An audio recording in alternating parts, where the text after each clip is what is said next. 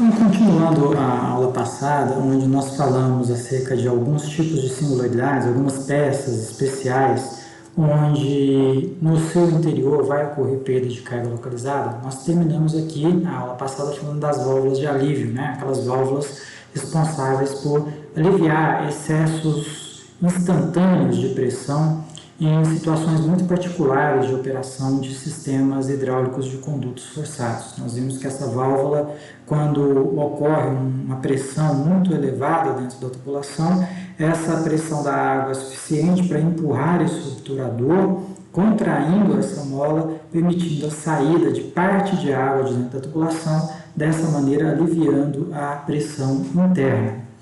A válvula que nós vamos ver no slide seguinte são as válvulas redutoras de pressão.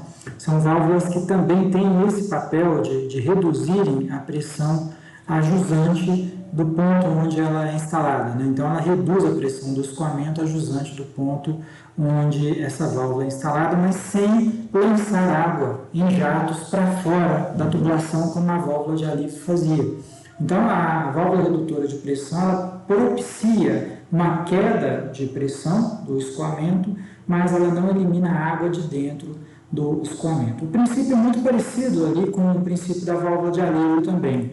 O fluido ele precisa, em decorrência da sua pressão interna, ele precisa empurrar um obturador e ao empurrar esse obturador, ele deixa aberta uma passagem pela qual ele passa. Só que essa passagem é uma passagem muito pequena e ao passar por uma abertura muito pequena, vai ocorrer ali uma perda de carga localizada grande que vai resultar na queda da pressão do escoamento. Se nós voltarmos lá para a aula passada, no comecinho da aula passada, nós falamos que os registros de gaveta, quando funcionam parcialmente abertos, eles deixam aberturas pequenas que levam a grandes perdas de cargas localizadas. É mais ou menos isso que vai acontecer aqui na válvula redutora de pressão. O fluido empurra o obturador, esse obturador deixa uma abertura pequena para o fluido passar. Ao passar por essa abertura pequena, sofrerá ali, o escoamento sofrerá nessa passagem uma grande perda de carga localizada que resultará na queda de pressão a jusante. Essa válvula ela não tem um funcionamento manual, então é o fluido quem propicia a abertura da válvula, semelhante à válvula de alívio. Então vamos ver como que é o funcionamento dessa válvula, que é muito importante em sistemas cujas pressões podem atingir no seu trabalho normal, durante a sua operação normal, valores muito grandes. Daqui a pouco nós vamos ver quais seriam essas situações. São válvulas então que servem para regular a pressão a jusante, mantendo-a dentro de limites pré-estabelecidos, ou seja, ela mantém a pressão do escoamento dentro de um limite previamente estabelecido, cujo objetivo é evitar vazamentos em excesso nas tubulações. Nós sabemos que quando a pressão interna no sistema de tubulação é uma pressão muito grande, essa pressão ela potencializa vazamentos. Então, os sistemas hidráulicos eles precisam funcionar dentro de faixas de pressão. Se nós pensarmos, por exemplo, numa rede de distribuição de água, aquela rede que passa enterrada sobre as vias, da onde partem os ramais que alimentam as edificações, essa rede ela deve ser projetada para funcionar com pressões entre 10 metros de coluna de água, 10 MCA, que seria 100 kPa, e 50 MCA, que seria 500 kPa. Então, são as faixas de pressões adequadas para que uma rede funcione. A pressão não pode ser baixa demais, senão a água não atingiria, por exemplo, uma caixa d'água no sobrado. Então, por isso que tem esse limite mínimo de 10 MCA, a pressão na rede. E não pode ser alta demais, senão ela potencializa vazamentos na rede, principalmente nas juntas entre uma tubulação e outra.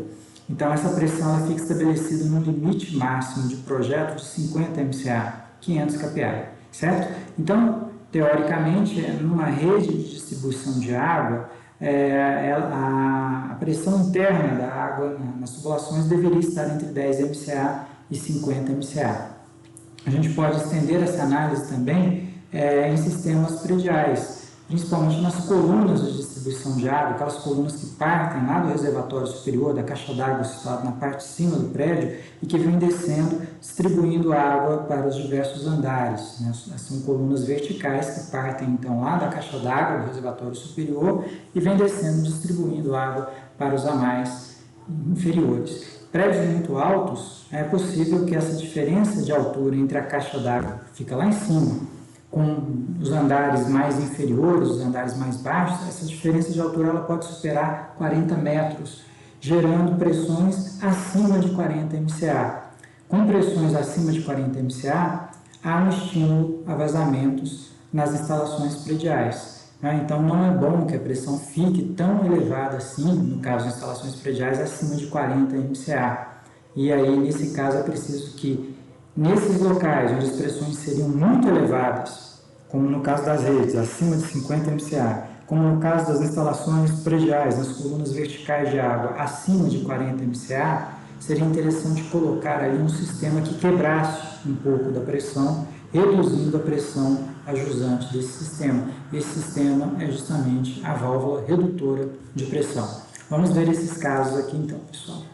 Temos aqui, por exemplo, um edifício muito alto, uma silhueta do edifício, né? E aqui a gente teria, esquematicamente, a caixa d'água, que seria o reservatório superior desse edifício, certo? Então, nós teríamos ali o reservatório superior.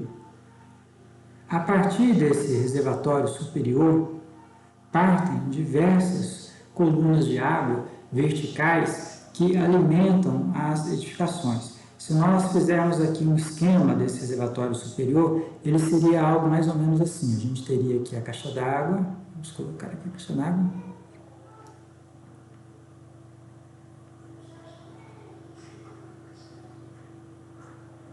Aqui o nível de água nesse reservatório. É interessante que nessas edificações tenha mais de uma caixa d'água, ou se for uma caixa d'água, que ela seja dividida ao meio.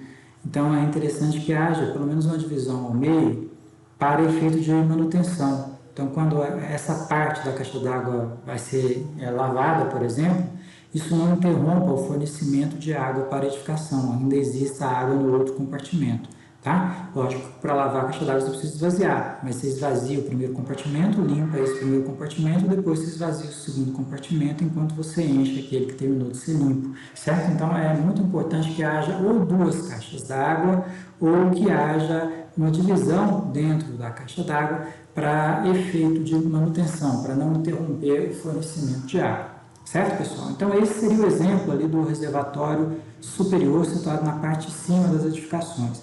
Aí desse reservatório superior parte uma tubulação em forma de U. Então nós temos aqui uma tubulação em forma de U que vai ligar os dois compartimentos. Essa tubulação em forma de U é chamada de barrilete. Então nós temos aqui o barrilete.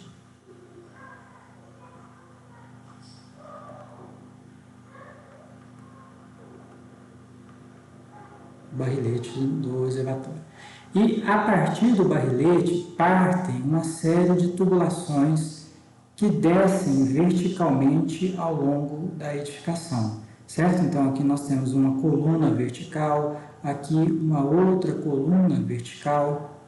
Então uma série de colunas verticais que vão alimentar aí os diversos andares dessa edificação, certo? Então nós teremos ali as colunas verticais. Lá, obviamente, as colunas verticais descem até o pavimento térreo, né? Então nós vamos interromper aqui. Então nós teríamos aqui o exemplo de uma coluna vertical de distribuição de água fria, da água contida ali no reservatório superior. Então vamos imaginar que desse reservatório superior parta aqui uma coluna vertical de água fria, essa coluna que a gente está mostrando aqui em azul.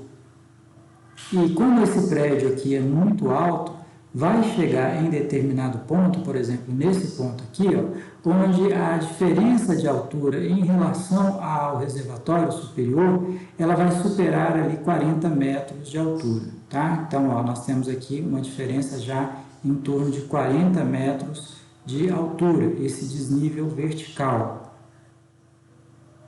Se a tubulação seguisse distribuindo água para as edificações, porque daqui desse ramal partem água, dessa coluna vertical, partem ramais de distribuição para dentro dos apartamentos, né? Então, esses ramais eles vão atender aí parte dos apartamentos, certo? Então, naqueles apartamentos situados aí a alturas já superiores a 40 metros, em relação a desníveis de 40 metros em relação ao reservatório superior, a pressão nesses ramais, vou até desenhar esses ramais de forma diferente, já seria uma pressão muito elevada, tá? Opa, que deu um probleminha. Essa pressão nesses ramais já seria ali uma pressão extremamente elevada, nesses ramais aqui, ó, né? Onde a gente está desenhando de forma mais clara. Lógico que a tubulação desce e vai ali alimentando os outros ramais inferiores. Então, haveria muita chance de vazamento nesses apartamentos em função da elevada pressão da água. Para evitar isso, pessoal, coloca-se ali então uma válvula redutora de pressão, tá? Então, a válvula redutora de pressão ela é muito utilizada nesses edifícios altos, certo? Justamente para quebrar a pressão da água em locais onde essa pressão alta ela é indesejável. Então, a pressão atinge em torno de 40 metros de coluna de água aqui, o valor limite, passa pela válvula redutora de pressão, é a própria água que abre a válvula e a pressão diminui, ela passa a ser 15 MCA, 10 MCA, dependendo da válvula que for instalada. Então, com a pressão aqui já inferior a 40 MCA, porque foi essa válvula que foi responsável por causar uma perda de carga localizada tão grande que fizesse com que a pressão caísse bastante, tá? Então, se a gente tem aqui uma pressão P1 imediatamente antes dessa válvula redutora de pressão, depois da passagem do fluido pela válvula redutora de pressão, nós vamos ter uma pressão P2 menor do que P1. E isso evita problemas de vazamento nos apartamentos de baixo, certo, pessoal? Uma outra aplicação muito importante são nas redes de distribuição de água. Nós temos aqui um reservatório de distribuição de água, ele está apoiado estrategicamente em cima de uma elevação do terreno, normalmente no morro. E desse reservatório parte a rede de distribuição de água, que é aquela tubulação que vai alimentar as diversas edificações, certo? Então, aqui eu estou desenhando esquematicamente uma rede de distribuição de água em vermelho.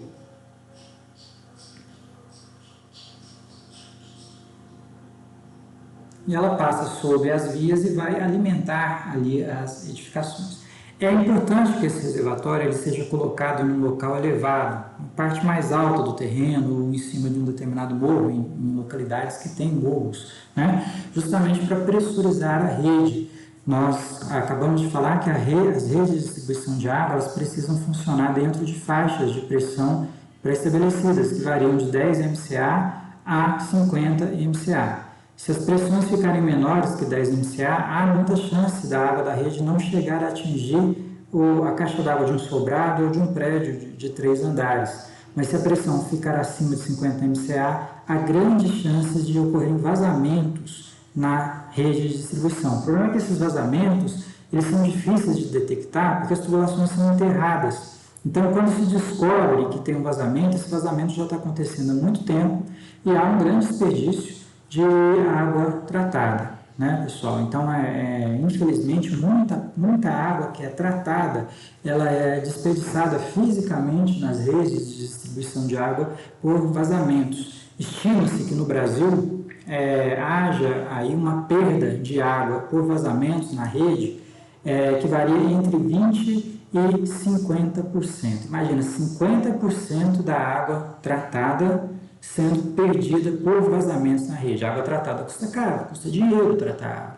né? Então, é algo que se deve evitar. E quando ocorre o vazamento, ele já está acontecendo há muito tempo, porque a tubulação é enterrada e é difícil de ver. Em Uberlândia, a estimativa do DEMAI é que essa perda de água por vazamento esteja ali em torno de 20%. É um valor baixo, se a gente considerar o panorama brasileiro, certo? Onde normalmente o valor médio dessas perdas estão aí entre 35% e 40%. Então, segundo as informações do DEMAI, essa perda aqui em Uberlândia é em torno de 20%. Mas é uma quantidade grande de água que se perde. E mesmo se formos para países mais envolvidos, ainda tem perdas de 10%, 15%, certo? Então, infelizmente, boa parte da água se perde por vazamentos nas redes. E essa perda por vazamentos, ela é potencializada quanto maior for o desnível vertical entre o reservatório e os pontos da rede de distribuição de água.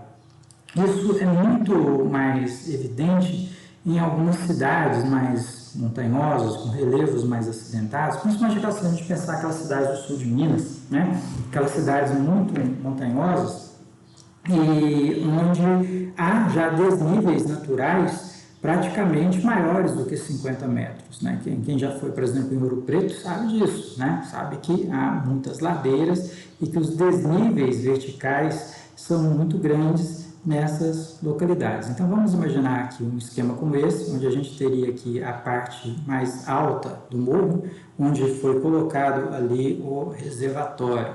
Então nós temos aqui, por exemplo, uma caixa d'água nessa localidade, morro. A gente teria o reservatório, aqui o nível de água. Reservatório colocado assim, tá? E desse reservatório parte a rede de distribuição que vai alimentar um determinado bairro, por exemplo. Tá? Então a gente teria aqui a montanha, a parte da montanha, aqui o morro descendo e aqui o bairro. Então vai partir essa rede de distribuição de água que nós desenhamos ali em vermelho, eu vou desenhar novamente em vermelho. Ela parte da base do reservatório e parte enterrada, e a partir daí, nos seus diferentes ramais, essa rede vai passando sob as ruas, dentro das ruas, e vai sendo distribuída para os diversos quarteirões, alimentando ali as edificações. Essas redes elas podem ser fechadas em anéis e podem ser ramificadas também, depende do arranjo. Então nós temos até arranjos chamados de espinho de peixe, como esse, né? Onde ela é ramificada, passa por uma avenida e na avenida ela vai sendo distribuída para as ruas e ela pode ser fechada em forma de anéis, uma rede malhada em forma de anéis, que é a forma mais usual de redes de distribuição de água. Importante essa forma de anéis é que se eventualmente for dada uma manutenção num ponto, a água consegue chegar por outros caminhos. No caso de uma rede espinha de peixe como essa, se for feita a manutenção nesse ponto aqui, por exemplo, toda essa região que fica depois desse ponto, ela ficaria sem água durante a manutenção. Então, sempre que possível, é interessante usar esse esquema de anéis, a rede ali em forma malhada, na forma de anéis, tá? Para evitar que a água não chegue em determinados locais durante eventuais manutenções. Mas o problema aqui é que nós estamos, por exemplo, numa cidade montanhosa, uma cidade do sul de Minas, por exemplo, ou numa região serrana, onde naturalmente vai acontecer de, em determinado ponto, a gente ter, por exemplo, um desnível entre o reservatório, principalmente entre o nível de água no reservatório, vamos colocar até um nível mínimo, né, quando o reservatório atingiria aqui um nível mínimo, um desnível já que supera os 50 metros. Então, nós teríamos ali 50 metros de desnível. Então, nessa parte da rede que vem depois desses 50 metros de desnível, portanto, depois desse ponto, há muita chance de perda de água por vazamento, uma vez que as pressões superariam os 50 MCA. Para se evitar isso, coloca-se ali, então, a VRP. Então, a válvula redutora de pressão ela é colocada aqui nesse ponto. Então, nós teríamos aqui uma VRP, válvula redutora de pressão, de forma que a pressão na entrada da válvula P1, ela fica uma pressão bem maior do que P2. Então, nós teríamos uma P2 menor do que P1, porque na VRP será verificada uma perda de carga localizada grande que resultará na queda de pressão ajusante. Essa queda de pressão, nesse caso, é benéfica, porque ela vai garantir que a água alimente a rede de distribuição sem potencializar vazamentos. Então, ela consegue estabelecer a pressão da água na rede, na parte que vem depois da VRP, dentro dos limites de 10 a 50 MCA. Sem ela aqui, a pressão chega a 190 MCA. Eu li um trabalho sobre a cidade de São Lourenço, no sul de Minas, e é comum que em alguns locais de rede as pressões superem 90 MCA naquela cidade, em alguns bairros.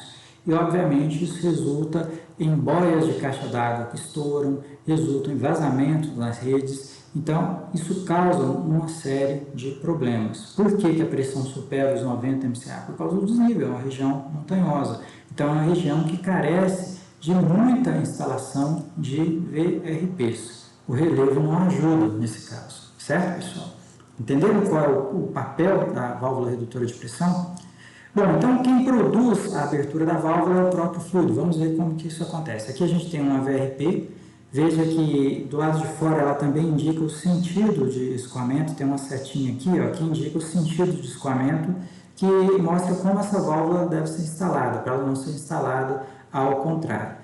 Veja que pelo lado de fora a gente já imagina que o fluido sofre ao passar por ela uma trajetória também típica de zigue-zague, né? E logicamente por essa geometria interna ser um pouquinho complicada, isso vai resultar muita turbulência interna, muita tensão cisalhante fluido-fluido, muita perda de carga localizada e vai fazer com que a pressão caia. Então, nesse sentido do escoamento, aqui a gente teria uma pressão de montante muito grande.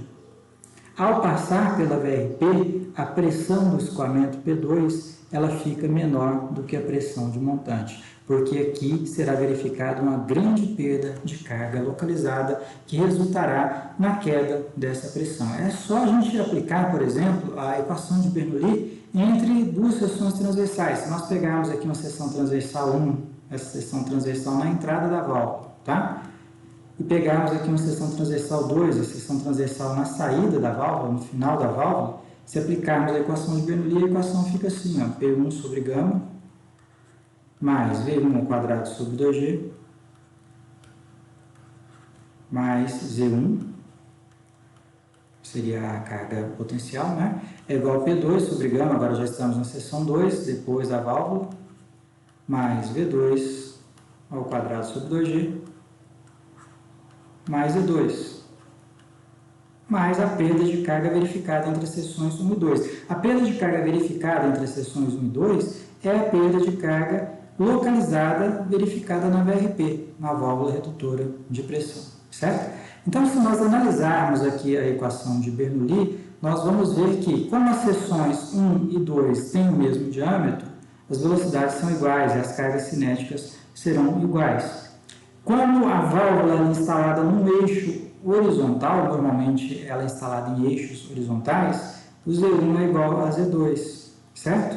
E dessa maneira, pessoal, a gente tem como quantificar quanto valerá a pressão P2 na saída da VRP. A pressão P2, ou a carga de pressão P2 sobre gama, seria a pressão em metro de coluna de água, né? Ela vai ser igual à carga de pressão anterior ao P1 sobre gama, menos a perda de carga localizada verificada na VRP.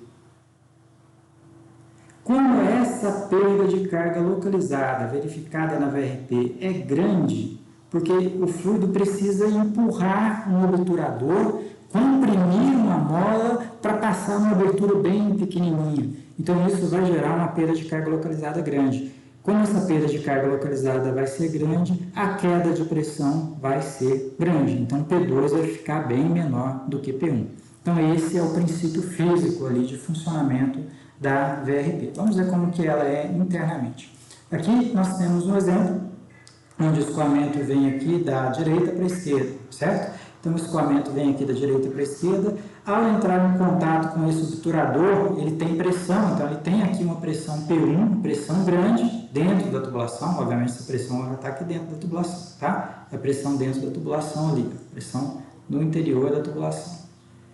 Bom, como a pressão aqui é grande, ela vai exercer, então, uma força empurrando esse obturador. Então, o fluido empurra esse obturador. Ao empurrar esse obturador, a mola, essa mola aqui, ó, ela vai ser comprimida, certo? Então, esse obturador, ele sobe, comprimindo aqui a mola. E aí o fluido consegue passar por uma abertura pequena deixada pelo espaço do obturador e consegue sair para jusante, seguindo ali o escoamento, já com um nível de pressão P2 aqui bem menor do que P1, ao passar aqui pelo obturador, certo? Então, ela teria aqui uma pressão P2 bem menor do que P1. Então, é o fluido empurrando esse obturador, comprimindo essa mola para poder passar. Veja que ele precisa dissipar boa parte da sua energia para conseguir empurrar esse obturador, certo, pessoal? Então, aqui a gente tem um exemplo, ó, o fluido chegando na VRP, o sentido do escoamento é esse sentido da esquerda para a direita, aqui nesse caso. Então, nós temos um escoamento aqui nesse sentido, né? Então, o fluido chegou aqui, ele começa a empurrar o obturador, aqui ele empurra o obturador e abre o seu espaço de passagem. Ó. Então, ele consegue abrir aqui o seu espaço de passagem, um pequeno espaço, conforme nós falamos. É o que a gente verifica aqui também. O espaço de passagem que o fluido consegue abrir é um pequeno espaço de passagem. Tá? E depois, quando o sistema é desligado, vamos imaginar que essa rede ela não está funcionando, ela entrou em operação, ela é um sistema pressurizado por bomba, por exemplo, essa bomba foi desligada, aí a pressão aqui cai e, como tem uma mola que estava ali contraída, né, essa mola ela distende e empurra o obturador, fechando novamente a VRP, certo? Então, tudo vai depender do nível de pressão que o escoamento tem antes, nesse ponto aqui, aquela pressão que a gente está chamando de P1.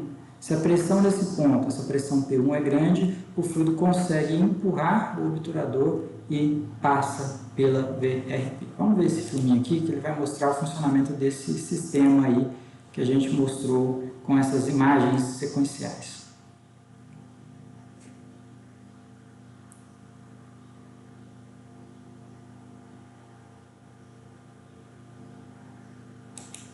Ó, aqui o fluido ele começa a abrir o obturador em função da sua pressão. Ele empurra o obturador e consegue passar por baixo. Quando o sistema ele para de entrar em funcionamento, então essa válvula aqui é fechada, né? Então o escoamento diminui a vazão, a pressão aqui cai e o obturador se fecha, interrompendo o escoamento, certo? Vamos ver se essa válvula se abre de novo. A gente está no meio do filme aqui ainda, né? Ó, abriu, o fluido empurrou e passa. Aqui é um hidrante, por exemplo, de incêndio, né? Fechou, a pressão aqui caiu e o obturador fecha novamente, certo? Então, isso interrompe ali o funcionamento da VRP. Então, é uma válvula internamente muito complexa, conforme vocês podem ver, né? E em função dessa complexidade, a perda de carga localizada no seu interior é uma perda de carga grande, suficiente para produzir aquela quebra, aquela redução de pressão. Certo, pessoal? Dúvida aqui sobre a VRP? Muito bem. Outro tipo de dispositivo interessante em sistemas de condutos forçados são as ventosas. As ventosas são singularidades, são sempre instaladas em pontos altos das linhas de condutos e têm como principal função eliminar a entrada de ar, eliminar o excesso de ar que tende a se acumular nas partes altas da tubulação.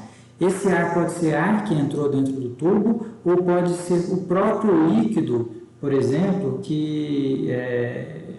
o próprio oxigênio, por exemplo, contido no líquido, né? Porque os líquidos eles têm gases dissolvidos dentro dele. Esses gases dissolvidos a dissolução desses gases depende da pressão do fluido. Então, com pressões altas, o gás ele fica dissolvido. Quando a pressão diminui, esse gás ele se desprende. Vamos imaginar a garrafa de Coca-Cola, é isso, né? Garrafa fechada, a pressão é alta dentro dela, o gás carbônico ali está dissolvido, né? Agora, quando a gente abre a tampinha, a gente alivia a pressão, diminui a pressão na garrafa e aquele gás se desprende, ele deixa de ficar dissolvido. Então, isso acontece também nos fluidos em geral. Vamos imaginar a água. A água ela contém gases dissolvidos no seu interior, dentre eles o oxigênio, por exemplo, né? Então, quando a água ela passa por uma região de pressão baixa, parte desses gases que estão dissolvidos, eles são eliminados em forma de bolhas. E essas bolhas, elas tendem a caminhar para a parte alta das tubulações. Então, vamos imaginar que a gente tem aqui uma linha de tubulação, ó, e essa linha de tubulação ela passa por cima de um morro, por exemplo, ou por cima de uma parte alta, tá? Então, nós temos aqui uma linha de tubulação que vai passar por essa parte alta. Aí, quando o sistema não está funcionando, quando o fluxo está parado, né, vamos imaginar uma rede de distribuição de água de madrugada, por exemplo, onde o consumo de água é muito baixo, então a água está praticamente parada dentro dessa tubulação da rede de noite, né, quando os consumos são baixos, há uma tendência de migração desses gases que se desprenderam ali no fluido para cima, porque eles são menos densos do que a água, né? Então eles vão caminhando para a parte alta das tubulações. Então, tanto de um lado quanto do outro, há uma tendência de migração desses gases para as partes altas. E migrando para as partes altas, eles podem formar bolsões de gases nessa parte elevada. Tá? Então, a gente teria aqui um bolsão de gases, né? Vamos escrever aqui direitinho, um bolsão que se forma nessa parte elevada da tubulação. Um bolsão de gases ficam aprisionados aqui na parte alta. E quando esse sistema de tubulação volta a funcionar de novo, ou seja, permitindo, né, a movimentação, com o intuito de permitir a passagem de fluido, a movimentação de água, esse bolsão, ele meio que bloqueia, ele atua como uma espécie de bloqueio no escoamento. Então, ele dificulta a passagem da água para jusante, certo? Trazendo ali um certo bloqueio, até que a água consiga varrer esse bolsão de ar, mas isso pode demorar aí alguns minutos até algumas horas, dependendo do tamanho desses bolsões de gases que se formam nessas partes altas. Então, eles são prejudiciais ao escoamento. Por isso que são instaladas nessas partes altas das tubulações esses dispositivos, que são as ventosas. Então, a ventosa ela é sempre colocada ali na parte alta, vocês podem ver que ela parece um cálice, né? Então, ela é colocada aqui na parte alta da tubulação. E aqui ela tem um orifíciozinho e a partir desse orifício ela permite a saída desses gases que ficaram acumulados aqui nos bolsões. Então, esses gases eles são eliminados pela ventosa, evitando a formação desses bolsões que podem atrapalhar o escoamento, certo? Então, a ventosa é sempre colocada acima da tubulação. Se aqui a gente tem uma ventosa, é como se o tubo estivesse do lado de baixo, parecido ali com as válvulas de alívio. O tubo está aqui, ó. A tubulação principal ela vem aqui, na parte de baixo, né? Então, a gente teria aqui a tubulação com a ventosa instalada na parte de cima da tubulação, certo? Então, aqueles gases presos nessa parte alta, eles são eliminados pela ventosa. Essa é a ventosa de simples efeito, né? A ventosa de simples efeito é a ventosa que tem o papel de eliminar gases eventualmente acumulados nas partes altas. É esse a principal função das ventosas, eliminar esses gases acumulados nas partes altas, certo? Existem ventosas também que são ventosas de duplo efeito, que a gente vai ver nos slides seguintes. Mas como que é o princípio geral, né, de funcionamento da ventosa? Nós temos aqui um flutuador, normalmente um material emborrachado, um material leve, né, que flutua com a água, certo? E o gás que fica acumulado ali na parte alta da tubulação, vou desenhar ele até de verdinho para ficar compatível com esse verde que a gente desenhou aqui, ó. Esses gases que tendem a se acumular aqui na parte alta das tubulações, eles passam por essa abertura e vão se acumulando aqui na parte de cima. Então, aqui a gente tem uma acumulação do gás dentro da ventosa, certo? Esse gás aí tem ar atmosférico, tem oxigênio que deixou de ser dissolvido, tem gás carbônico, tem nitrogênio. São os gases que estavam ali dissolvidos junto com o escoamento, eventualmente algum ar atmosférico que possa ter entrado por uma junta de uma tubulação. Gases em geral, certo? Então, há a tendência desses gases irem se acumulando aqui na parte alta das ventosas. Então, eles vão entrando aqui, como eles são menos densos do que o fluido, do que o líquido, do que a água, eles vão se acumulando aqui nessas partes altas. Vai chegar um ponto onde a quantidade de gases é tão grande, então nós vamos ter tantas moléculas de gases acumuladas aqui, que essas moléculas elas vão exercer uma pressão sobre essa superfície livre aqui, ó. Certo? Então nós temos aqui uma superfície livre, aqui outro pedacinho de superfície livre. Então esses gases eles vão pressionar essa superfície livre, fazendo com que essa superfície livre desça. Então a superfície livre ela vai descer. Ao descer, ela traz consigo o flutuador desce também. Ao descer o flutuador, é liberado esse pequeno orifício por onde os gases escapam. E os gases conseguem então escapar. Então esse excesso de gás que ficaria acumulado aqui nessa parte de cima da ventosa, ele consegue escapar. Ao escapar esse gás, a pressão aqui é diminuída novamente, certo? E com isso a superfície livre sobe. Com a subida da superfície livre, o flutuador sobe novamente e bloqueia o pequeno orifício de escape de gases. Veja que esse funcionamento é um funcionamento ali contínuo. À medida que a pressão dos gases na parte alta da ventosa aumenta, o flutuador desce e libera a abertura, os gases saem. O flutuador volta a subir, até determinado ponto onde os gases se acumulam de novo, forçando a descida do flutuador e a sua liberação. Então, esse flutuador fica subindo e descendo, e quem faz ele subir e descer é a própria pressão dos gases na parte alta das ventosas, certo? Aqui nessa ventosa, o gás escaparia por essa saída aqui. Então, ela tem uma forma aí de cálice. Quando sempre que vocês andarem por um sistema de tubulação, principalmente em partes altas, né, que vocês estiverem visitando algum sistema de tubulação e verem uma peça como essa, uma forma aí de cálice, essa peça é uma ventosa. Vamos ver aqui alguns vídeos para a gente ver o funcionamento dela, para ficar mais fácil da gente fixar isso aí. Aqui nós temos então um flutuador, tem um barulho de gás aí, né? Mas vai acumulando. É no sistema de esgoto essa ventosa, a gente pode ver o material sólido aqui. Ó, fechou, a saída, o escape de gás está fechado, mas os gases vão se acumulando aqui, né? Até exercer uma pressão elevada sobre a superfície livre que vai fazer esse flutuador descer. Ó, aí o gás é eliminado pela saída, certo? Novamente o flutuador sobe, fecha o orifício até que se acumule de novo mais gases que vão elevar a pressão nessa região, fazendo o flutuador descer e esses gases vão escapar. Então é um funcionamento que é o próprio fluido, no caso, o próprio gás acumulado, né, que vai fazer com que essa ventosa se abra ou se feche, certo? Vamos ver aqui um outro esquema também.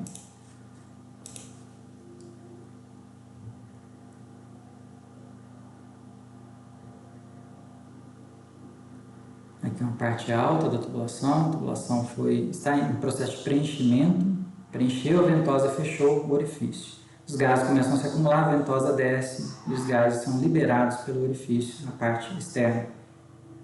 Então o flutuador ele fica assim, subindo e descendo, dependendo da pressão interna dos gases, liberando ou bloqueando a passagem nesse pequeno orifício aí, certo, pessoal?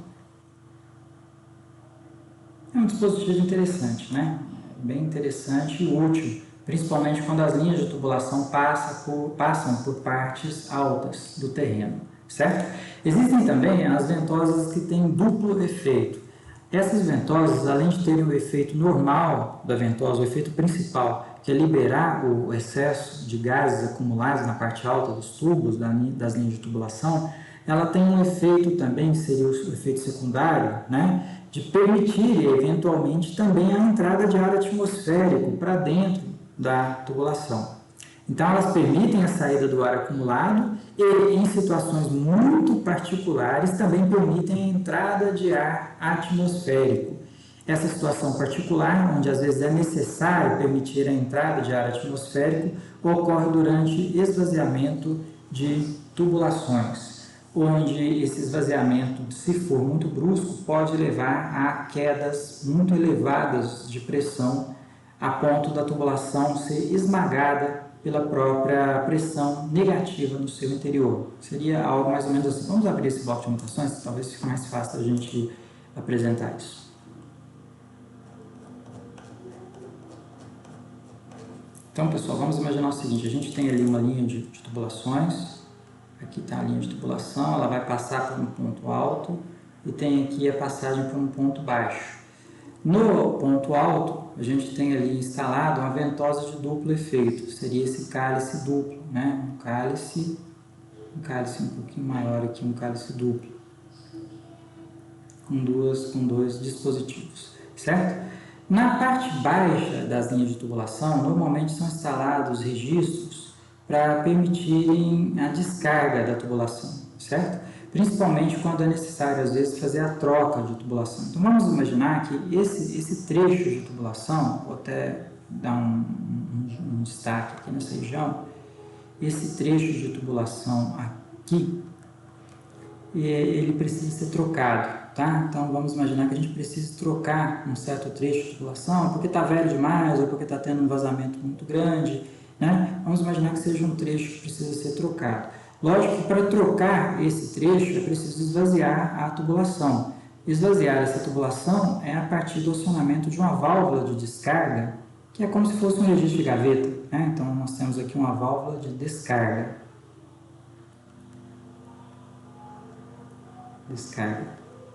Sempre instalada nos pontos baixos das tubulações, certo? Então essa válvula de descarga ela é aberta, sendo aberta ela vai permitir ali o esvaziamento da tubulação, né? Jorra ali água e isso permite o esvaziamento da tubulação. Se esse esvaziamento ocorrer muito rapidamente, certo? Ou pela abertura muito rápida da válvula de descarga, ou até por um caso mais extremo de uma quebra da própria tubulação, a tubulação quebrou e começou a jorrar água sobre o terreno. Vamos imaginar ali que é uma tubulação que está apoiada sobre o terreno, ela simplesmente quebrou e começou a jorrar água, né?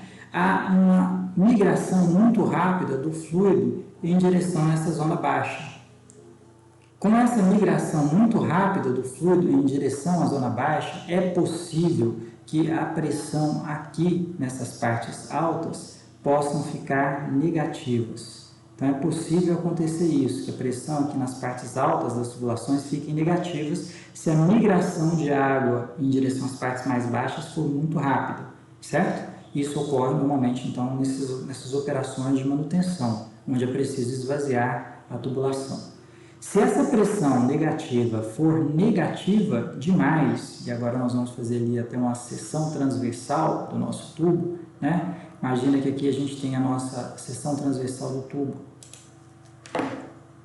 Um tubo na parte alta, então nós estamos aqui nessa parte alta, um tubo pressurizado que deve funcionar com pressões positivas. Então as pressões de trabalho dele são pressões positivas, onde o fluido estaria ali comprimindo as paredes internas, certo? Então, a compressão das paredes internas, essa compressão de paredes internas, pressupõe pressões positivas. É assim durante o trabalho normal dessa linha adutora.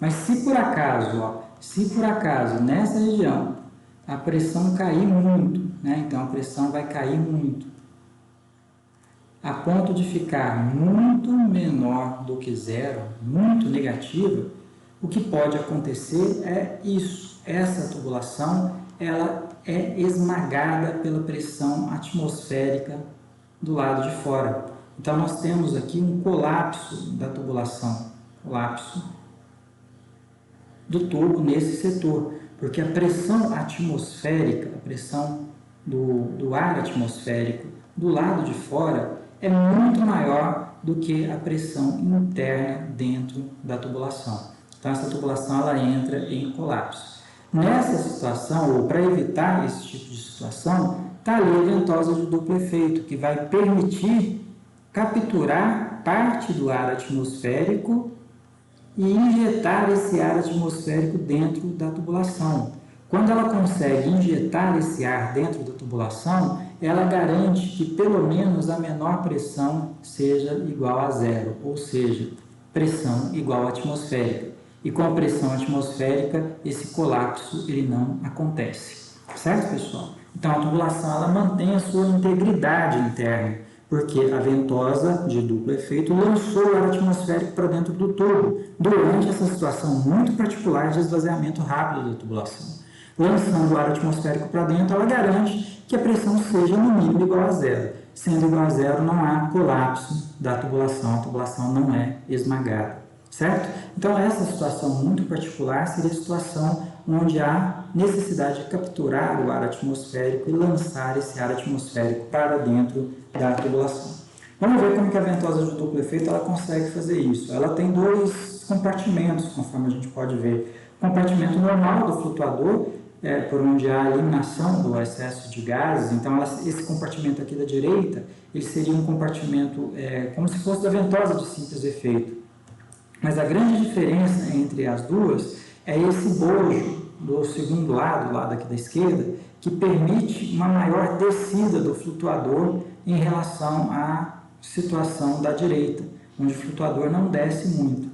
Então, como a ventosa ela tem esse bojo aqui do lado esquerdo, certo? o flutuador do lado esquerdo ele desce mais, e ao descer mais, ele permite a conexão do orifício com a tubulação, por onde entra o ar atmosférico. Então, o ar atmosférico capturado lá do lado de fora do orifício, ele acaba entrando dentro da tubulação, porque o flutuador ele libera essa abertura para a passagem do ar atmosférico, certo? Então, quando vocês, por acaso, virem ventosas com dois cálices, um mais baixo que o outro, vocês podem ver que essa parte aqui está mais baixa do que essa, né? É a ventosa de duplo efeito, também instalada em partes altas da tubulação, sempre colocadas em partes altas. Aqui a gente vê um esquema como esse, é um esquema de bombeamento, a gente tem aqui uma bomba, nessa parte alta colocou uma ventosa, tá vendo? Tem uma ventosa colocada nessa parte alta, nessa outra parte alta uma ventosa, nessa outra parte alta uma ventosa e aqui uma outra ventosa. Quando a gente fala em colocar em partes altas, a gente não está falando que tem que ser na parte mais alta da linha de tubulação, não. É interessante que seja colocada nos altos locais, né? Naqueles morrinhos locais. Então veja que aqui ó, a tubulação sobe e depois ela volta a descer. Aqui ela sobe e volta a descer. Então sempre nesses morros locais, nessas partes altas locais, localizadas, é interessante se colocar ali ventosa para diminuir o tamanho desses bolsões, né? Eliminar esses bolsões de gases que ficariam bloqueando ali a tubulação do lado interno, atrapalhando o escoamento, certo? Aqui então dois esquemas de ventosas numa tubulação dupla em paralelo. Uma caixinha, certo? Provavelmente numa parte alta, conforme a gente vê aqui, instalada numa parte elevada das tubulações. Ficou dúvida aqui, pessoal, quanto ao funcionamento das ventosas? Bom, essas foram as peças um pouco mais complicadas, aquelas que a gente comentou na aula passada e que a gente comentou nessa aula de hoje, né? São válvulas, algumas requerem manobras manuais de volantes, outras o próprio fluido que automaticamente propicia a abertura e fechamento dessas válvulas, né? Mas nós temos, obviamente, também singularidades muito mais simples e muito mais comuns, como os cotovelos, curvas e T's, conforme a gente verifica aqui nessas imagens, né? São peças de conexão. Tanto o cotovelo e a curva, por exemplo, são peças necessárias para produzir mudança de direção do escoamento. Há uma diferença entre as duas, vocês podem ver que esse cotovelo de 90 e essa curva de 90, elas propiciam mudança na direção do escoamento em 90 graus. Então, aqui ó, a gente teria a tubulação, aqui a tubulação seria encaixada aqui nesse cotovelo, certo? E aqui encaixada nessa parte. E esse ângulo aqui ó, é um ângulo de 90 graus. Então, há uma mudança de direção do escoamento em 90 graus. O escoamento ele entra na peça numa determinada direção e sai a 90 graus dessa direção que entrou. A mesma coisa serve com a curva, certo? Então, se nós observarmos a curva, a gente teria aqui a tubulação instalada antes da curva, aqui a tubulação instalada depois da curva, com seus escoamentos. Vamos supor que o escoamento seja de baixo para cima, né? Então, a gente teria aqui, por exemplo, a entrada de fluido e aqui a saída de fluido. Nesse caso, a curva também produz a mudança de direção do escoamento em 90 graus. Então, há uma mudança em 90 graus aqui. A grande diferença entre a curva e o cotovelo é o tamanho dela, conforme vocês podem ver. A curva é uma peça muito maior do que o cotovelo. E, por ser maior, a curva permite uma mudança mais suave na mesma direção de 90 graus. Então, o escoamento ele tem uma mudança mais suave e, consequentemente, por ser mais suave o escoamento dentro da curva do que dentro do cotovelo, as perdas de cargas localizadas, em geral, nas curvas são menores do que nos cotovelos. Então, os cotovelos, como eles produzem uma mudança mais brusca de direção do escoamento, ela acontece num trecho muito curto, certo? Normalmente, eles levam a perdas de cargas localizadas maiores. Mas por que usar, então, os cotovelos e não usarmos curvas, se as curvas levam a perdas de cargas localizadas menores? É justamente a questão de espaço, certo? Percebam que as curvas, elas são peças maiores, elas demandam espaços maiores para produzir a mudança de direção do escoamento. Os cotovelos são peças curtas, então eles demandam pequenos espaços para produzir mudanças de direção do escoamento. Em locais onde você tem espaço para fazer a mudança na direção do escoamento, como por exemplo adutores de água, né? Aqueles trechos de tubulações que retiram a água de rios e levam até estações de tratamento de água, ou redes de distribuição de água. Você tem um espaço, as tubulações elas ficam enterradas nas ruas, então há espaço para fazer mudanças de direção. Então aí é preferível usar curva, porque as curvas levam a perdas de cargas localizadas menores. Mas há muitas situações em que a gente não tem espaço para fazer essas mudanças de direção. O caso mais típico ocorre na instalação predial, em instalações prediais em geral, certo? Em instalações prediais, se a gente pegar a parede de um banheiro, de uma cozinha, de uma área de serviço, por exemplo, a gente tem paredes curtas e muitas tubulações passando ali. Então é preciso fazer mudanças de direção num espaço curto. E aí é necessário usar o cotovelo em vez de curva, porque não se tem muito espaço para se fazer essas mudanças de direção. Aí os cotovelos são preferíveis, certo? Mas há essa diferença então entre curvas e cotovelos. Então aqui nós temos exemplos de curva e cotovelo de 90 graus, há curvas e cotovelos de 45 graus e de outros ângulos também, outras angulações. Certo, pessoal? Aqui nós temos exemplos de T's. Os T's são peças utilizadas para fazer derivação de água ou para fazer junção de água. Por exemplo, seria uma derivação quando a água entra numa extremidade e é distribuída por duas extremidades, ou seria uma junção quando a água entra por uma extremidade, entra por outra extremidade e sai pela terceira extremidade. Então, nesses sistemas de distribuição de água, seja em forma de junção, seja em forma de derivação, são usados os T's. Então, aqui nós temos T's com ângulo de 90 graus, aqui um T com ângulo de 45 graus, aqui um T em 90 graus, mas em forma de duas curvas. Vocês percebem que tem, nesse caso, um mesmo efeito hidráulico desse caso aqui da esquerda, mas a mudança de direção é mais suave. Então essa peça aqui, que é um T em forma de curva, ela leva a perdas de cargas localizadas menores do que nessa peça aqui, certo? Bom,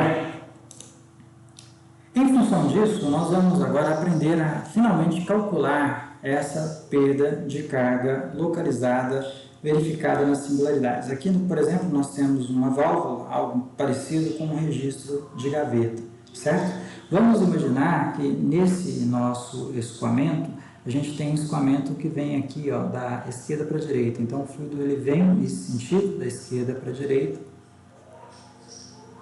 e ele entra na válvula, na seção de entrada de válvula, ele tem aqui uma pressão P1, certo? Então, ele teria ali uma pressão P1. Se for um registro de gaveta, conforme nós falamos, é recomendável que ele fique totalmente aberto, mas mesmo assim, ele tem uma geometria interna diferente da geometria da parte retilínea das tubulações, certo? Então, ele tem algumas rebarbas internas ali dentro, algumas saliências que vão produzir turbilhonamento, gerando tensões cisalentes mais elevadas entre fluido e fluido. Então, o efeito disso, nessa singularidade, é produzir uma queda local da linha de energia. Então, nós estamos aqui traçando essa linha que vai indicar o antes e o depois da linha de energia do escoamento, certo? Então, aqui eu vou desenhar em verde a linha de energia do escoamento. Nós sabemos que a linha de energia do escoamento, ela vem decaindo, ela decai ao longo do escoamento, certo? Em função da perda de carga sofrida ao longo das tubulações. Quando o fluido passa dentro de uma singularidade, né, o que vai acontecer é uma queda local dessa linha de energia. Essa queda local vai pegar aqui o ponto de entrada do fluido e vai levar até um ponto de continuação da linha de energia. Então, a linha de energia ela tem na entrada esse ponto e aqui na saída esse ponto, é a perda de carga localizada verificada dentro da singularidade. A partir desse ponto, a linha de energia ela volta a decair novamente, mas decorrente das perdas de cargas distribuídas, verificadas ao longo do comprimento linear de tubulações, certo? Então, é justamente essa perda de carga local, essa queda em forma de degrau de carga energética, que nós vamos calcular, que nós chamamos de perda de carga localizada, certo? Já chegamos até a fazer vários cálculos, inclusive, com cálculos de perdas de cargas localizadas, né? A perda de carga localizada, conforme nós já vimos, ela é tomada como proporcional a uma das cargas energéticas do escoamento. e a carga energética mais utilizada para isso é a carga cinética. Então, quanto maior for a carga cinética do escoamento dentro da singularidade, ou seja, o V ao quadrado sobre 2G, lá dentro da singularidade, em que V é a velocidade média de passagem do fluido dentro da singularidade, maior será essa perda de carga. Então, a perda de carga ela é diretamente proporcional à carga cinética do escoamento. Para transformarmos esse sinal de proporção num sinal de igualdade, ou seja, transformarmos isso em equação, essa perda de carga localizada ela vai ser igual agora a uma constante, que nós chamamos de K, vezes a carga cinética, vezes o V ao quadrado sobre 2G.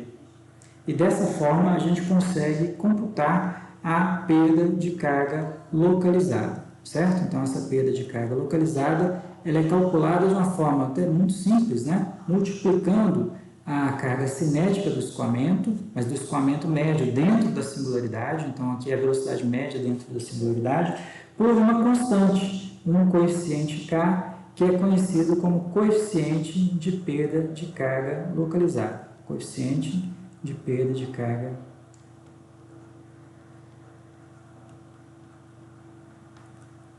carga localizada.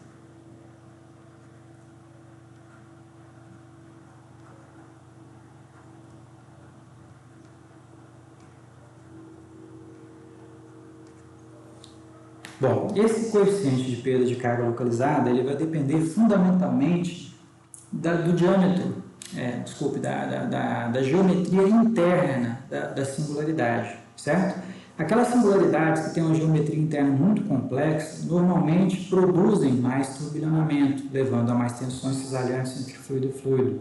Isso vai refletir num coeficiente de perda de carga localizada maior, porque quanto maior for esse coeficiente de perda de carga localizada, maior vai ser a perda de carga localizada computada dentro daquela singularidade. Por exemplo, se nós compararmos para uma mesma vazão de escoamento, vamos considerar que a vazão é a mesma, que o diâmetro é o mesmo e que, portanto, as velocidades são as mesmas, certo? Mas se nós compararmos um registro de gaveta totalmente aberto com uma válvula redutora de pressão, qual dessas duas singularidades vai ter um coeficiente de perda de carga localizada maior, pessoal? Registro de gaveta aberto, completamente aberto, ou uma válvula redutora de pressão?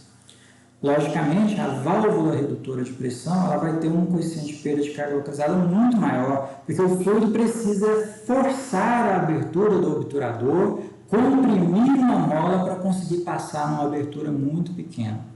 No caso do registro de gaveta totalmente aberto, ele só é influenciado pelas rebarbas internas da peça, certo? Onde ocorre o encaixe ali da gaveta, porque se a gaveta está totalmente aberta, ela ainda deixa alguns locais de encaixe, né? Alguns rasgos de encaixe. E nesses rasgos de encaixe onde há uma pequena turbulência ali, mas que vai levar a uma perda de carga localizada pequena. Então, no registro de gaveta completamente aberto, o K é pequeno. Numa válvula redutora de pressão, o K é muito grande. Então, é a geometria interna da tubulação o principal fator que interfere no valor do coeficiente de perda de carga localizada, certo? Então, ele vai depender muito da geometria interna da tubulação. Geometria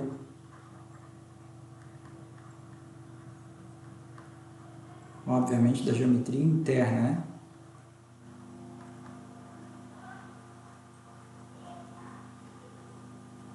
Da peça.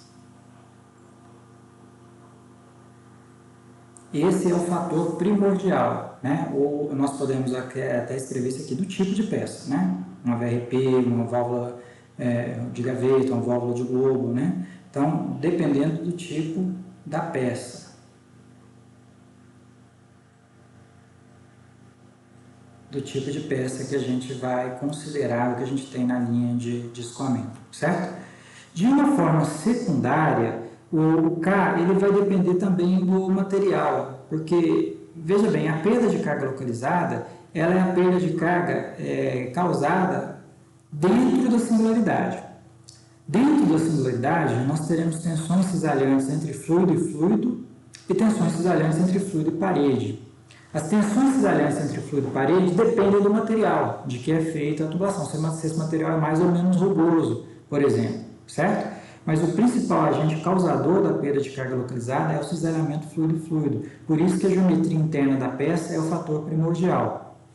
Como fator secundário, vai depender também o material, já no fator secundário, tá? Então, o material de que é feito a peça, o material da peça.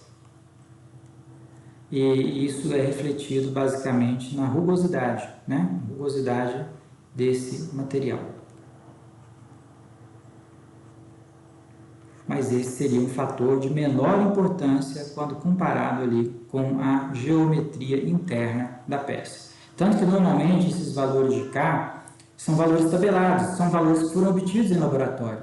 Vamos lembrar que a gente está dentro da formulação empírica, um conjunto de fórmulas que foram obtidos por uma série de experimentos, né? Então, dentre essa série de experimentos, está o levantamento desses coeficientes de perda de carga localizados, né? Então, se nós observarmos esses valores que são tabelados, nós vamos verificar que basicamente eles são tabelados em função do tipo de singularidade.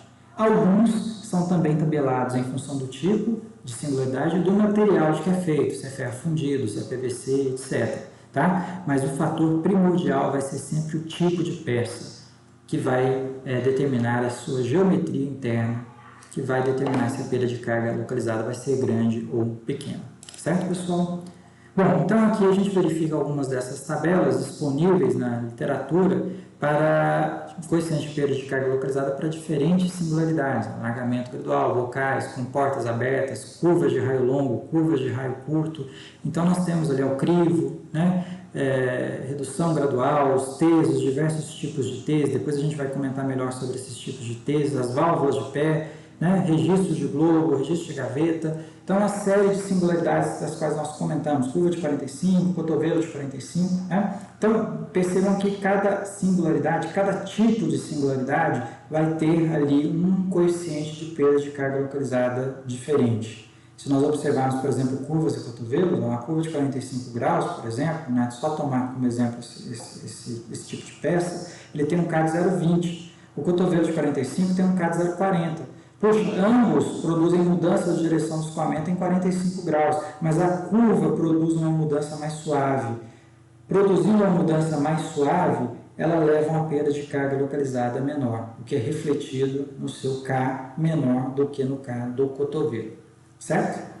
Bom, se nós observarmos aqui outros tipos de curvas, aí dependendo da relação entre o seu raio e o seu diâmetro, a gente tem diferentes valores de Ks. E aqui a gente também tem uma forma empírica de se calcular o coeficiente de perda de carga localizada, em decorrência também do ângulo que essa curva tem, do ângulo beta. Né? Então, para curvas que têm diferentes angulações, nós podemos utilizar essa fórmula empírica, que vai ter o seu K, o seu coeficiente de perda de carga localizada, dependendo não só do ângulo, mas dependendo também do diâmetro e do seu raio, do raio da curva, né? Não do raio da tubulação, mas do raio de curvatura dessa singularidade, certo? Então, aqui a mesma coisa válida também para joelhos ou cotovelos com ângulos beta genéricos, diversos. A gente trabalha muito com ângulos de 90 a 45 graus, né? Mas há ângulos diversos. Então, dependendo desses ângulos, é possível se calcular por essa fórmula empírica o valor aí dos coeficientes de perda de carga localizadas para as curvas. Aqui, por exemplo, o registro de gaveta, né? Veja que essa tabela ela mostra a relação do K para diferentes aberturas. O Azinho aqui seria a abertura deixada pelo registro. Então, aqui esse seria o valor de Azinho. O A minúsculo, né? Vamos até mudar a cor aqui para ficar mais visível, tá, pessoal? Esse Azinho aqui que aparece, que é a parte onde ele fica aberto, né? Então, vamos colocar aqui uma cor mais clara aqui.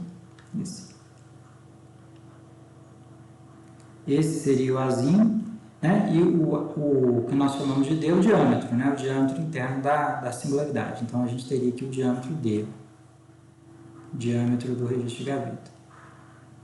Nós falamos que o registro de gaveta, falamos até na aula passada, ele deve funcionar totalmente aberto ou totalmente fechado, né? Com a gaveta totalmente recolhida para permitir a passagem de fluido, ou com a gaveta totalmente fechada para bloquear a passagem de fluido. Ele não é recomendado para funcionar parcialmente aberto, tá? Mas essa tabela aqui, ela mostra como evolui o K do registro de gaveta se por acaso ele funcionar parcialmente aberto, deixando aqui uma abertura azinho na parte inferior, certo? Seria a área de abertura, né, na passagem, né? O azinho aqui no caso seria essa área aqui, né?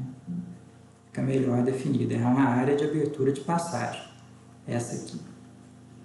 Então, com essa área de abertura de passagem, é possível calcular a sua relação em relação à área total da tubulação. E com isso, principalmente se nós pegarmos a relação entre o azinho e o diâmetro, nós vamos verificar que quanto menor for essa relação, né, quanto menor for o azinho, maior vai ser o coeficiente de perda de carga localizada. Olha lá, o coeficiente de perda de carga localizada é quase 100, 97,8, quando o azinho é muito pequeno, significando que esse registro está quase que totalmente fechado. À medida que o azinho vai aumentando, ou seja, que nós vamos recolher a gaveta, subindo a gaveta, aumentando a passagem de fluido do lado de dentro, o K vai caindo, certo? Então ele cai drasticamente, ó. Então nós chegamos até um K aqui de 0,07, quando esse registro está quase que totalmente recolhido, quando a gaveta está totalmente recolhida, tá? Então, é muito desejável que a abertura deixada seja grande, conforme nós falamos, porque com aberturas grandes, o coeficiente de perda de carga localizada é muito pequeno. Porém, se a abertura for pequena, o coeficiente de perda de carga localizada é muito grande, gerando uma perda de carga muito grande que, em casos mais severos, pode levar ao problema de cavitação, que nós comentamos na aula passada. Certo, pessoal? Aqui nós temos um medidor Venturi, é um medidor de orifício muito utilizado em experimentos em hidráulica, né? Justamente para verificar a queda de pressão entre uma seção montante e uma seção ajusante. Então, é simplesmente uma placa, né, conforme a gente pode ver, que tem um orifício com diâmetro menor do que o diâmetro da tubulação, né? Então, esse aqui seria o diâmetro da tubulação, esse diâmetro D. E o medidor de orifício, ele tem um diâmetro Dzinho aqui menor, né? Um diâmetro Dzinho menor do que o diâmetro da tubulação. Então, vamos até anotar aqui esse diâmetro Dzinho aqui.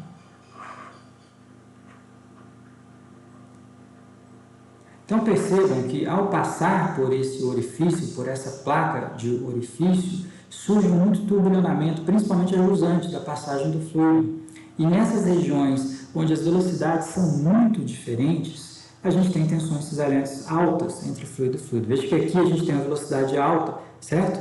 E aqui uma velocidade baixa. Então surgem aqui tensões cisalhantes elevadas entre fluido e fluido. É a mesma coisa aqui, ó, do lado de baixo. As tensões cisalhantes são muito grandes e isso leva à dissipação de energia, ou seja, a perda de carga localizada, certo? Então, veja que dependendo da relação entre a área B, que é a área da pequena abertura, né, do pequeno orifício, e a área A, que é a área deixada pelo diâmetro interno da tubulação, nós temos diferentes valores de K, diferentes valores do coeficiente de perda de carga localizada.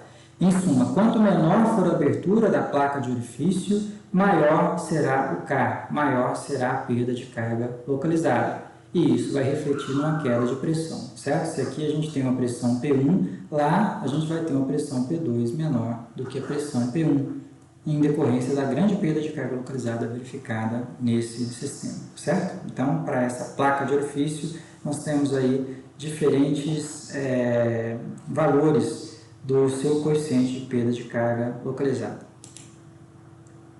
Aqui a gente pode também mostrar diferentes valores de coeficiente de perda de carga localizada K para alagamentos graduais de seção, certo? Então, nós temos ali um alagamento gradual, ele é alargamento quando a velocidade ocorre no sentido do menor para o maior diâmetro, conforme a gente vê aqui, e é redução, quando a velocidade é do maior para o menor diâmetro, tá? Só corrigindo essa forma para a gente usar a mesma notação que a gente vem usando, esse HP aqui nós vamos chamar de H, ΔH, é a perda de carga localizada, tá? Então aqui é a perda de carga localizada e aqui é a perda de carga localizada. Só para a gente corrigir aí, usar a mesma notação que a gente vem usando. E então, em função do ângulo beta, né, nós temos ali diferentes valores desse coeficiente de perda de carga localizada, tanto para alargamentos graduais quanto para reduções graduais, certo? Bom, Nós temos também os alagamentos bruscos, né, que são alagamentos onde a transição de diâmetro é feita de uma forma muito brusca. Nos graduais, não, a gente tem aqui uma certa suavidade na mudança dos diâmetros. Nos alagamentos bruscos, não, certo? Não há suavidade nenhuma, a mudança é realmente brusca.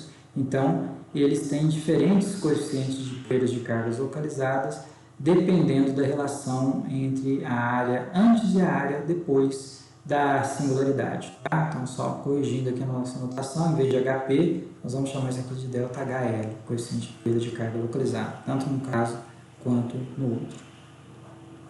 Então, pessoal, dependendo das áreas deixadas tanto no estreitamento brusco quanto no alargamento brusco, o coeficiente de perda de carga localizada ele vai sofrer alterações. De uma forma geral, quanto mais brusca for a mudança do escoamento, for a perturbação causada no escoamento, maior será o K. De forma que, se nós compararmos, por exemplo, um alargamento brusco de seção com um alargamento gradual de seção, os alargamentos bruscos tendem a levar a Ks maiores, coeficientes de perda de cargas localizadas maiores, porque produzem mais turbilhonamento interno, onde ocorrerá mais tensão cisalhante entre fluido e fluido. Aqui nós temos entradas de tubulação, certo? Diferentes tipos de entrada, então seria a entrada da tubulação em reservatórios, né? Tomadas de água em reservatórios, por onde a água é retirada de reservatório. Então nós temos aqui uma entrada de borda, esse borda também normalmente é escrito com letra maiúscula, certo? Seria aquela entrada onde a tubulação ela mergulha, né? ela penetra dentro do reservatório, tá? Então ela tem aqui um certo comprimento penetrante dentro do reservatório. Essa é a entrada chamada de entrada de borda. Vai ter perda de carga localizada ali, porque para as linhas de corrente migrarem para a entrada da tubulação, então há uma tendência das linhas de corrente migrarem aqui para a entrada da tubulação, certo? Vai ocorrer muito cisalhamento aqui na entrada. Tensão cisalhante entre fluido e fluido. E essa tensão cisalhante é que leva à perda de carga localizada nessa singularidade, certo? Em relação à entrada normal, veja que a diferença é que a entrada normal, a extremidade da tubulação, ela termina justamente na parede do reservatório, certo? Então as linhas de corrente elas migram de uma forma um pouco mais suave na entrada normal do que na entrada de borda, porque na entrada de borda nós teremos uma certa região que também vai ser influenciada pela tubulação de entrada. Então, vai haver mais turbilhonamento nessa configuração do que nessa configuração. Por isso que o K na entrada de borda é maior do que o K na entrada normal, certo? Então, a diferença entre a entrada de borda e a entrada normal é que a entrada de borda, a tubulação penetra dentro do reservatório. Na entrada normal, ela não penetra dentro do reservatório. Ela tem aqui a sua abertura por onde o fluido vai entrar, mas ela coincide com a parede do reservatório. Aqui nós temos também outras formas de entradas na forma de sino, então veja que há uma maior suavidade nessa entrada.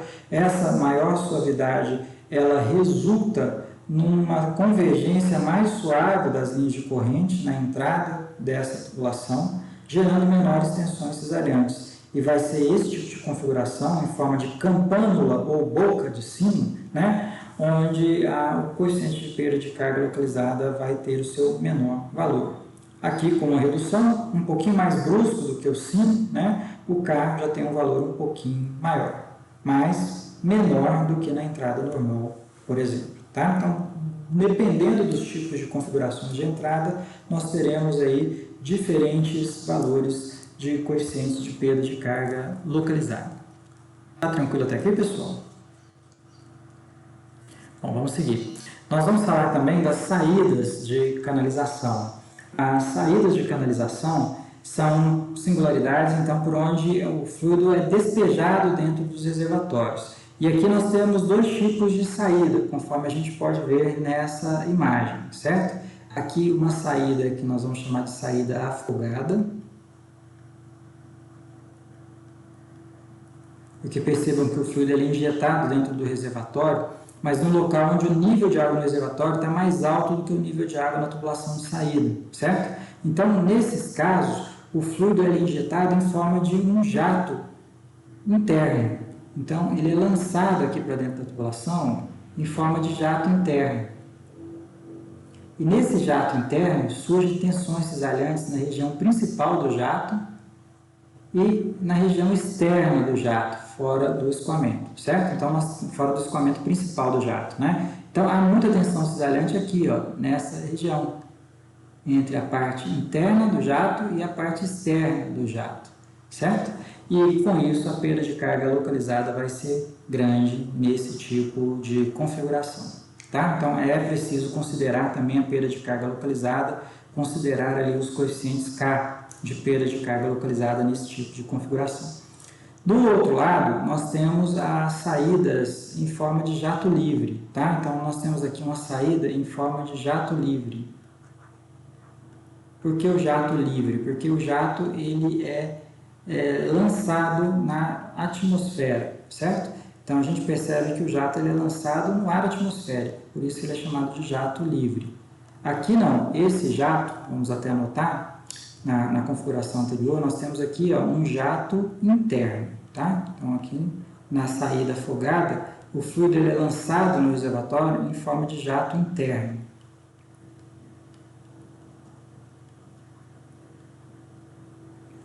Bom, mesmo na saída em forma de jato livre, é preciso considerar ali uma perda de carga localizada também, principalmente na migração das linhas de corrente do fluido aqui na saída da tubulação, certo? Vai existir uma certa diferença na configuração do fluido na saída em forma de jato livre do que na configuração das linhas de corrente dentro da tubulação, certo?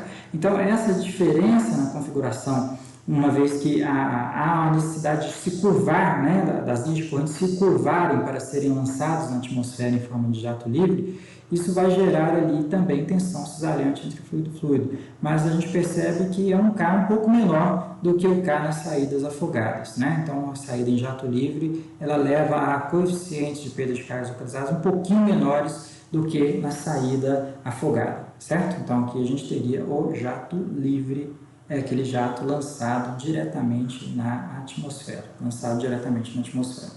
Dentre essas duas configurações, a saída afogada ou a saída em forma de jato livre, é mais comum se utilizar a saída em forma de jato livre. Então, é o tipo de configuração mais comum na prática, tá? O lançamento de fluido no final, no reservatório, em forma de jato livre, ou seja, o fluido ele entra no reservatório por cima.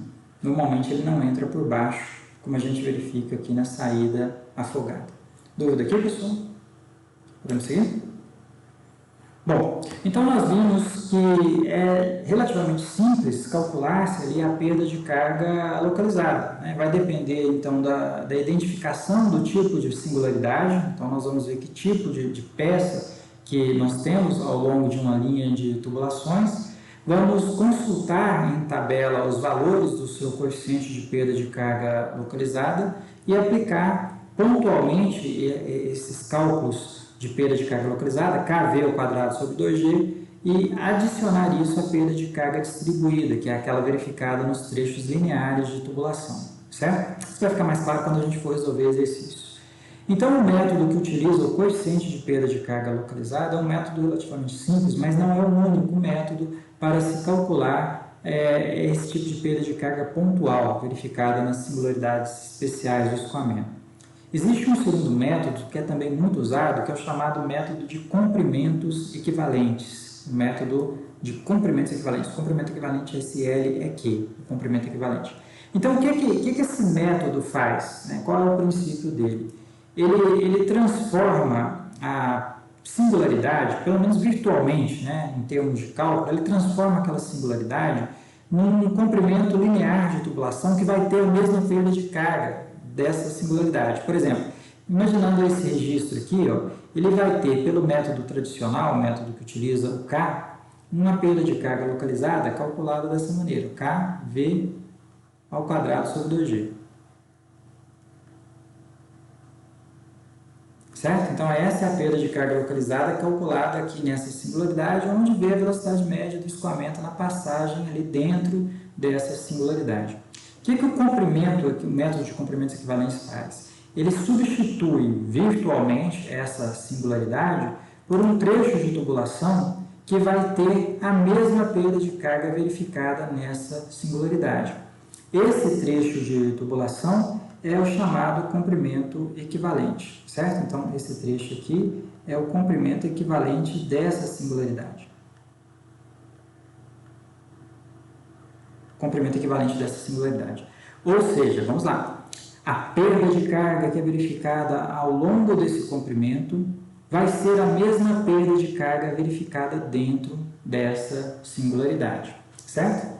Logicamente, pessoal, que o comprimento equivalente ele deve ser maior do que o comprimento real da singularidade, né? Então, se a gente tem um registro aqui, ele tem esse comprimento. O comprimento equivalente ele é bem maior do que o comprimento do registro, certo? Porque ele vai reproduzir a perda de carga que seria causada pela geometria interna do registro, mas ao longo de um comprimento linear de tubulação. Por isso que esse comprimento linear de tubulação teria que ser maior, para substituir o mesmo efeito das diversas irregularidades na geometria interna dessa peça. Tá? Então, o comprimento equivalente ele é maior do que o comprimento real ali da singularidade. Tudo bem? Bom, substituindo virtualmente a singularidade por um comprimento linear de tubulação que terá a mesma perda de carga, a perda de carga nesse comprimento linear de tubulação ela é calculada pela fórmula universal, certo? Então, a perda de carga calculada aqui nessa singularidade é a perda de carga calculada pela fórmula universal, F, LD, V ao quadrado sobre 2G. Então, nós aplicamos aqui a fórmula universal da perda de carga para calcularmos essa perda de carga. Mas veja que a perda de carga ΔH ela é equivalente à perda de carga localizada verificada na singularidade, na peça. Então, essas duas perdas de cargas, elas têm que ser iguais. Então, nós vamos igualar ali, ó, o KV ao quadrado sobre 2G, calculado pelo coeficiente de perda de carga localizada, certo? Ele tem que ser igual à perda de carga calculada pela fórmula universal no comprimento equivalente, F vezes L, só que o L aqui é quem? É o comprimento equivalente, é esse trecho linear de tubulação, tá? Dividido por D vezes V ao quadrado sobre 2G. É importante frisar aqui que a singularidade que substitui virtualmente, a tubulação que substitui virtualmente a singularidade, ela tem o mesmo diâmetro da singularidade, certo? Então, se a singularidade aqui tem um diâmetro D, a tubulação que faz a substituição virtual da singularidade também tem o mesmo diâmetro D. E dessa forma, as cargas cinéticas vão ser iguais, porque as velocidades médias vão ser iguais, tá? Então, fazendo isso, nós conseguimos ali isolar o valor do comprimento equivalente. Então, o comprimento equivalente, ele aqui, ele pode ser calculado como sendo K vezes D, dividido pelo fator de cisalhamento F, certo? Então, dessa forma, é possível calcular esse comprimento equivalente. A relação entre K e F, normalmente, é uma relação que já foi levantada por uma série de experimentos, formulação empírica, certo? Então, uma série de experimentos já levantaram a relação entre K e F. E, normalmente, essa relação entre K e F, ela também é tabelada, de forma que o comprimento equivalente, nas tabelas, normalmente ele é relacionado como sendo uma constante. Essa constante é justamente a relação entre K e F, a relação tabelada, vezes o diâmetro, tá?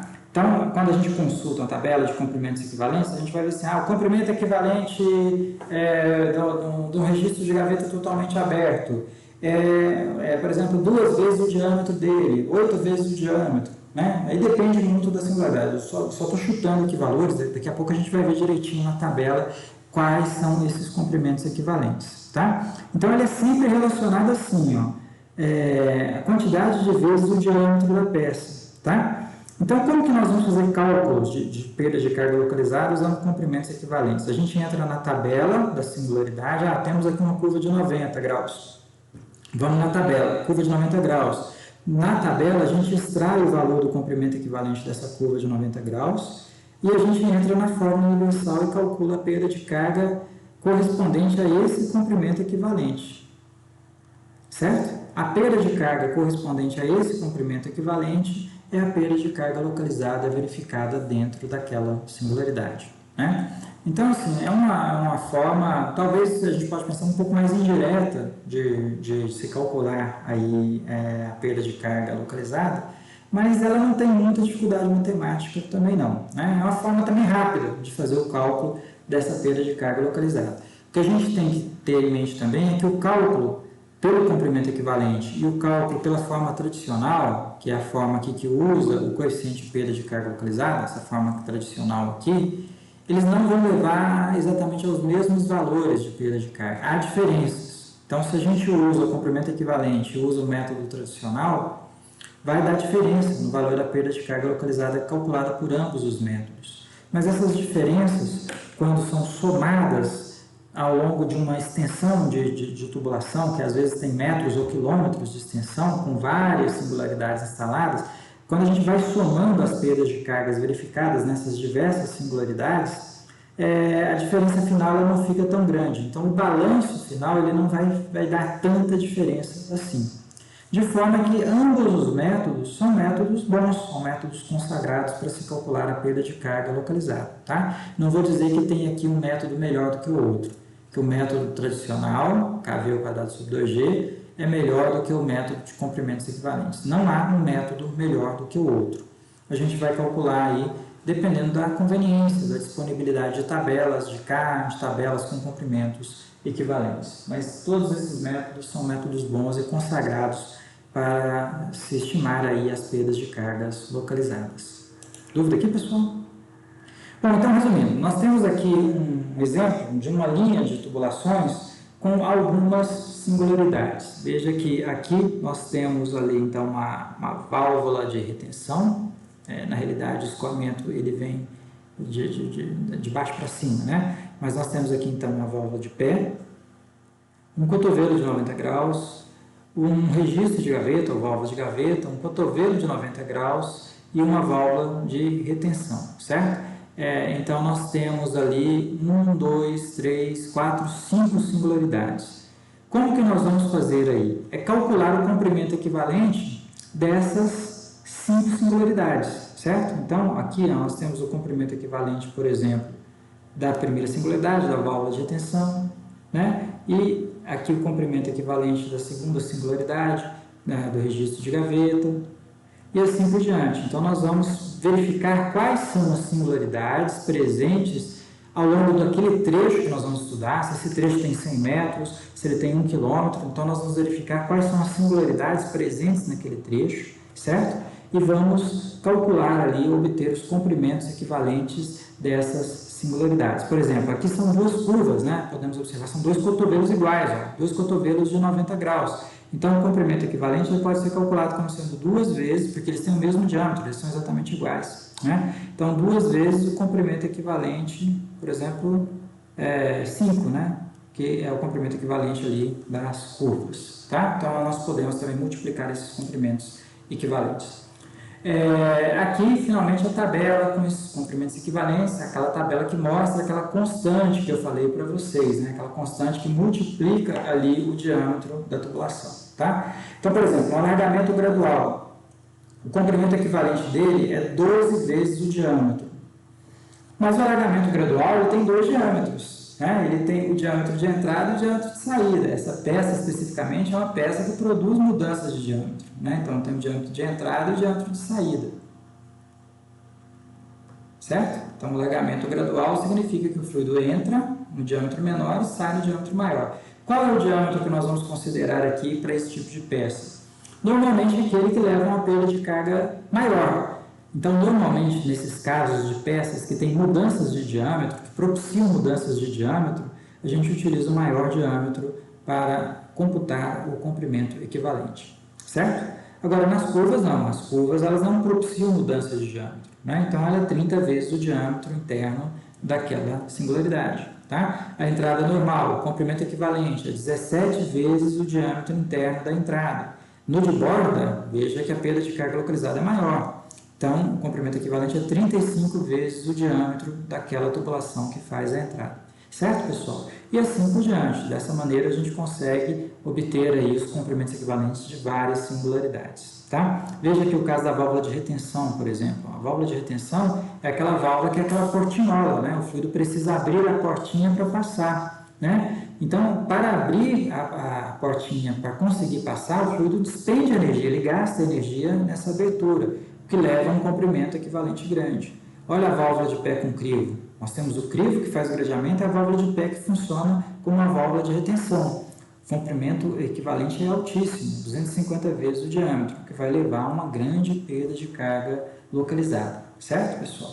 Então, é sempre consultando essas tabelas, seja do K, do coeficiente de perda de carga localizada, ou do comprimento equivalente, que nós vamos conseguir aí calcular as perdas de cargas localizadas ao longo das tubulações, certo? Aqui mais algumas tabelas de comprimentos equivalentes, e essas tabelas elas relacionam aqui o diâmetro nas linhas com o tipo de singularidade nas colunas. Tá? Então, para diferentes singularidades e diferentes diâmetros, a gente pode obter por essa tabela também o valor aí dos comprimentos equivalentes. Bom, nós temos um exercício para fazer relacionado ao cálculo das perdas de cargas localizadas. Nesse exercício, o que nós vamos observar é o seguinte: continuaremos calculando as perdas de cargas distribuídas, aquelas verificadas ao longo do comprimento de tubulações, mas adicionaremos a esse cálculo a perda de carga verificada nas singularidades. A questão é que não temos tempo para fazer esse exercício hoje, então eu vou deixar esse exercício para a aula de sexta-feira, que é a nossa aula assíncrona, certo? Então, na aula de sexta-feira, nós vamos resolver um exercício aplicando esses conceitos para cálculo de perda de cargas localizadas. Ficou alguma dúvida aqui, pessoal?